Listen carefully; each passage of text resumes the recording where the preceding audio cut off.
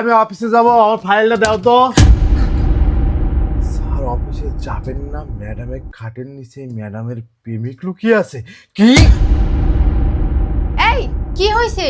না আসলে ওই যে এখানে না একটা তেলাপোকা দেখছি, তেলাপোকা দেখে না আমি একটু ভয় পেয়েছি, তো এই জন্য আর কি একটু চিল্লা উঠলাম। আচ্ছা আমার এটা একটু দাও তো, অফিসের ব্যাগটা দাও তো আমাকে একটু। আচ্ছা ঠিক আছে, দিচ্ছি। এই শিখি নাম, শিখি নাম, এটা মানে কি? তোর ম্যাডামের খাটের নিচে ম্যাডামের প্রেমিক লুকিয়ে আছে? তোর কত বড় সাহস! হ্যাঁ স্যার, আপনি এই কাগজে যা লেখা দেখেছেন তা একদম সত্যি দেখেছেন। ম্যাডামের খাড়ের নিচে ম্যাডামের প্রেমিক লুকিয়ে আছে স্যার। আপনি তো আমার কথা বিশ্বাস করবেন না। আপনি আমাকে একটা চর মারছেন, আমার কোনো সমস্যা নেই। আপনি যদি আমাকে আরো 10টা চর মারেন তাও স্যার, এই কাগজে আপনি যা লেখা দেখেছেন তা একদম সত্যি দেখেছেন। তুই যে এই জিনিসটা আমাকে দেখাইলি, যে স্যার অফিসে যাবেন না, ম্যাডামের খাটের নিচে ম্যাডামের প্রেমিক লুকিয়ে আছে, তোর কাছে কি প্রমাণ আছে তুই আমাকে দেখা। কি প্রমাণ আছে স্যার? আপনি শুনতে চান? শুনেন তাহলে। এই এই উঠো, উঠো, ফ্রেশ হও, অফিসে যাবে না? কয়টা আছে? আরে উঠো। 9টা বেজে গেছে। হুম। তুমি আমাকে আগে থেকে দিবা না? 10টা অফিসে যাই দিব। আমার তোয়ালে কোথায়? আমার তোয়ালে দাও। ওই যে সব ওয়াশরুমে রেখে আসছি। অফিসে রেখে আইছো? হ্যাঁ দাও। যাক, এখন আমি আমার বয়ফ্রেন্ডকে একটা কল দিই। হ্যালো রবিন। বলো। কোথায় তুমি? আমি তো বাসার নিচে বসে আছি। শোনো, তুমি আমার বাসায় চলে এসো, হ্যাঁ? আমার হাজবেন্ড অফিসে চলে যাবে একটু পরে। ওকে, আমি 2 মিনিটের মধ্যে আসতেছি। আচ্ছা। কি ব্যাপার? ম্যাডাম ফোনে কার সাথে কথা বলতেছে? আবার বললো কি জানি, কোন ছেলেকে জানি ম্যাডাম রুমে আসতে বললো। না না, বিষয়টা আমার দেখতে হবে। আর স্যার কোথায়?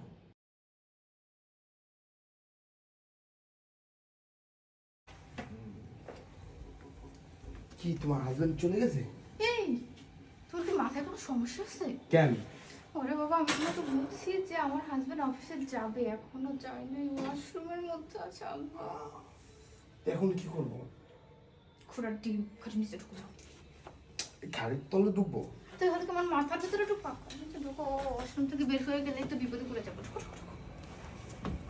চুপচাপ থাকবা, আমার হাজবেন্ড গেলে তারপরে বের হবা।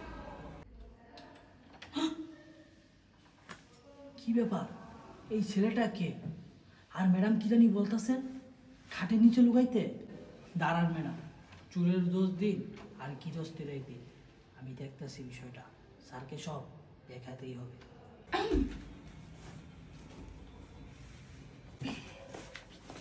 একটা কাজ করো বৃষ্টি, খাবার টেবিল খাবার দাও শিখিয়ে যাও, আমার লেট হয়ে যাচ্ছে। আমি সবকিছু খাবার টেবিলে রেখে আসছি, সব রেডি। ও তাহলে, তাহলে আমি খাবার টেবিলে গেলাম। তুমি নাস্তা করছো সকালে?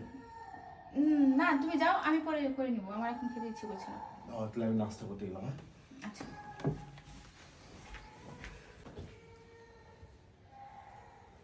এই, চুপচাপ বসে থাকো, কোনো সারা শব্দ করবো না। আমি তো অবাক হয়ে গেলাম, আমার স্ত্রী এই ধরনের কাজ করে। আমি অফিসে যাওয়ার পরে খাটের নিচে তার প্রেমিক লুকিয়ে থাকে। যা যা যা। হ্যাঁ দাও, ব্যাগ আনছ? আমার ব্যাগটা তুমি দিয়ে দাও। এনো। ওই শোনো, আমি তো অফিসে যাব, হ্যাঁ? তুমি একটা কাজ করো তো, আজকে দুপুরে কি রান্না করবা তুমি? আজকে দুপুরে তো ভেবেছিলাম মাছ রান্না করব, কিন্তু তুমি যদি অন্য কিছু খেতে চাও তাহলে সেটা রান্না করব, বলো। হ্যাঁ, না যাই হোক, আমার অফিসে লেট হয়ে যাচ্ছে, হ্যাঁ আমি অফিসে যাচ্ছি, তাহলে থাকো। হ্যাঁ আচ্ছা। কি হলো তোমার? আমার পেটের ভিতরে যেন কেমন হচ্ছে, বৃষ্টি, আমার পেটের ভিতরে খুব জ্বালা হচ্ছে। ইস, আমার তো মনে হচ্ছে গ্যাসের ব্যথা। আচ্ছা, তুমি এখানে বসো, আসো। আমি মনে হয় অফিসে যাইতে পারবো না আজকে। ইস, আরে না, এটা ওরকম কোনো আহামরি কিছু না, সামান্য ব্যথা। আমি এক কাজ করি, তোমাকে গ্যাসের ট্যাবলেট খাইয়ে দিই, ব্যথা কমে যাবে। ও আচ্ছা ঠিক আছে, যাই দেখো তো গ্যাসের ট্যাবলেট আছে কিনা, যাই দেখো।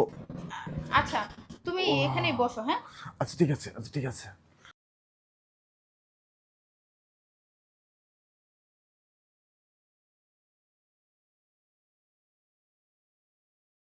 তুমি যদি চলো ডালে ডালে, আমি চলি পাতায় পাতায়। তুমি কি ভেবেছ আমার পেটে ব্যথা শুরু হয়ে গেছে, আমার পেট ব্যথা করতেছে? না, এটা তো আমার অভিনয়। আজকে আমি অভিনয় করতেছি শুধুমাত্র তোমাকে হাতে নাতে ধরার জন্য। তুমি আমাকে অফিসে পাঠিয়ে ও তোমার বৃষ্টি! নাগরকে নিয়ে আমার বাসায় এই সময় শোনো না, কাটাও। ওষুধ তুমি তো দিনের নেই, পর দিন শেষ আমাকে হয়ে ঠকাও। গেছে। কি আজকে আর করবে তোমাকে এখন? এই সুযোগ দিব এক না। কাজ করো, আজকে তুমি তোমাকে আমি চলে হাতে যাও। নাতে ও ধরবো। যাওয়ার সময় ফার্মেসি থেকে ওষুধ নিয়ে যেও। যাও, ওঠো। ও না না, আমার যাওয়া সম্ভব হচ্ছে না, বৃষ্টি প্রচুর ব্যথা করতেছে আমার। আমার মনে হচ্ছে আজকে আমি যাইতে পারবো না, বৃষ্টি। ইস, উম, আরে তুমি শুয়ে পড়লে কেন? তোমার তো অফিসে যেতেই হবে। অফিসে না গেলে তো সমস্যা হয়ে যাবে। বাসা ভাড়া, এই কত খরচ, আবার সামনে ঈদ। ঈদে তো অনেক টাকা পয়সার দরকার। দেখো, কষ্ট হলো না, তুমি বরং অফিসে চলে যাও। ওহ। দেখবা যেতে যেতে ঠিক হয়ে গেছে, তুমি একদম সুস্থ। ওঠো ওঠো ওঠো ওঠো ও ওঠো। ইস, বৃষ্টি আমার খুব অনেক খারাপ লাগতেছে, পেটে ব্যথা করতেছে, বুকে ব্যথা করতেছে। আজকে মনে হয় না আমি আজকে অফিসে যাইতে পারবো। প্লিজ আজকে আমি একটু বাসায় বিশ্রাম করি না। বিশ্রাম তো তুমি কালকেও করতে পারবা।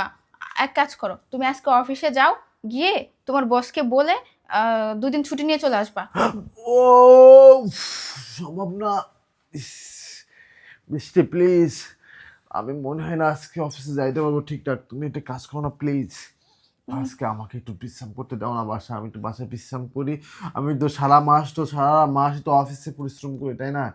আজকে কেন জানি পেটের ভিতরে আমার খুব ব্যথা করতেছে। মনে হচ্ছে আমি মনে হয় বেশি দিন বাঁচবো না। প্লিজ আমাকে আজকে একটু বিশ্রাম করতে দাও বাসায়, বৃষ্টি।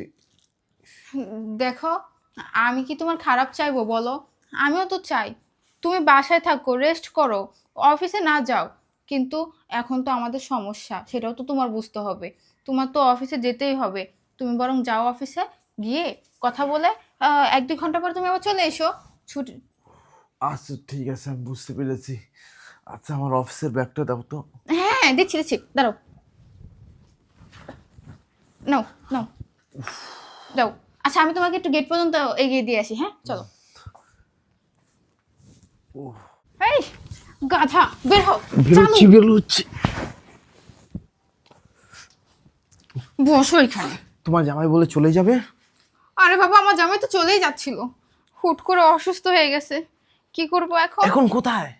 এখন দেখো না, এতক্ষণ বুঝিয়ে বাঝিয়ে পাঠাইছি, অফিস থেকে তো চলে আসবে। এই শোনো, তুমি আজকে চলে যাও।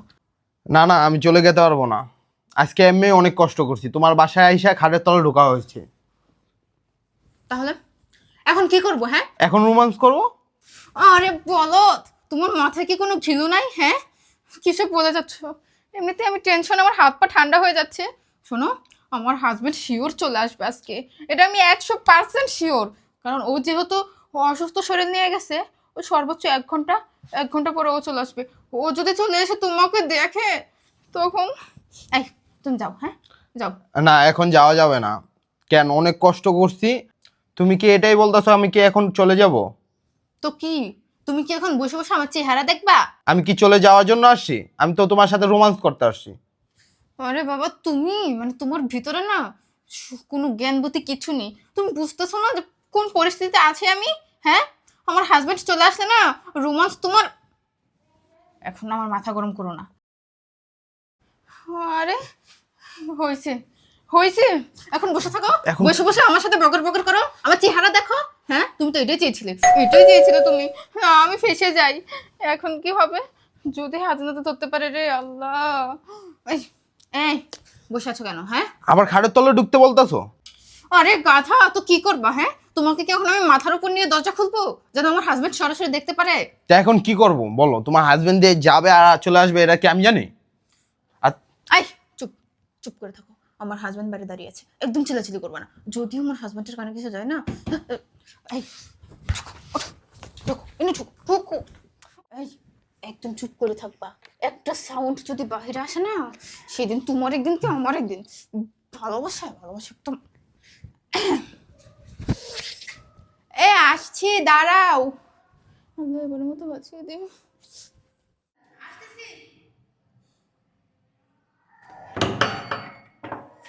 কি ব্যাপার, তুমি এত লেট করলে কেন? কি করতেছিলে তুমি? আসলে আমি পুরো রুমটা গুছগাছ করতেছিলাম তো, এই জন্য আর কি। তোমার পেটে ব্যথা কমছে? হ্যাঁ কমছে। আচ্ছা ঠিক আছে আসো। তোমার অফিসের থেকে ছুটি দিয়ে দিছে না? হ্যাঁ আমি অফিস থেকে ছুটি নিয়ে আসলাম, একটু অসুস্থ তো তাই আর কি। কিন্তু তোমাকে এত নার্ভাস মনে হচ্ছে কেন? না, কই না তো। আসলে ওই বাসাটা একটু, রুমটা একটু গাছ করতেছিলাম তো, এই জন্য। আর ফ্যানটা বন্ধ ছিল তাই একটু ঘেমে গেছে, এই আর কি। ও আচ্ছা ঠিক আছে। আজকে অনেক কষ্ট করছো তাই না? আজকে অনেক ক্লান্ত তুমি, আজকে অনেক কষ্ট করেছো, অনেক পরিশ্রম করেছো বাসায় তুমি, আজকে অনেক ক্লান্ত আছে তো তোমার অনেক বিশ্রাম নিতে হবে তাই না? তাহলে তুমি একটা কাজ করো, তুমি বিশ্রাম করো আর আমি কিচেনে যাই তোমার জন্য একটু শরবত বানিয়ে এনে দিই। তুমি শরবত খাইলে না তোমাকে ভালো লাগবে এবং তোমার মাথাটাও না চিনচিন করবে না, ক্লান্ত বোধ আর থাকবে না। আমি সুন্দর করে তোমার জন্য একটা শরবত বানিয়ে দিই, ঠিক আছে? ঠিক আছে। আচ্ছা ঠিক আছে। তুই কি মনে করছিস? হ্যাঁ এ বেয়াদব, তোর কি মনে হয় আমি কোনো কিছু জানি না? আমি সব কিছু জানি, আমি সব কিছু দেখেছি। এই তোর কত বড় সাহস, তুই আমার স্ত্রী হয়ে তুই বাইরের থেকে ছিলে, তুই বাসায় সময় কাটাইছ কি? এই বেরো, বেরো, বেরো, হট। এই না, এক পাও সামনের দিকে যাবে না। হ্যাঁ কি এগুলা? বলো বলো, এটা কি তোমার কাজিন? ও আমার মনে হয় বাসায় মনে হয় অসম্প্রসার করার জন্য আইছিল তাই না? তেমন একটা ভুলবশতে খাটের নিচে চলে গিয়েছে। বলো। আর লক্ষ্মী সোনা বলো না কেন? কি ব্যাপার লক্ষ্মী সোনা বলো? এটা তো তোমার কাজিন লাগে। না না এটা কাজিন হলে তো হবে না। এটা কি লাগে তোমার? আমি চিনি না। তুই চেনস না? তুই কি এদেরকে চিনিস না? তুই তো চিনিস, তুই না চিনতিস তাহলে তোর খাটের নিচেই এমন একটা ছেলে থাকতো না। তোর কি মনে হয় আমি কোনো কিছু জানি না?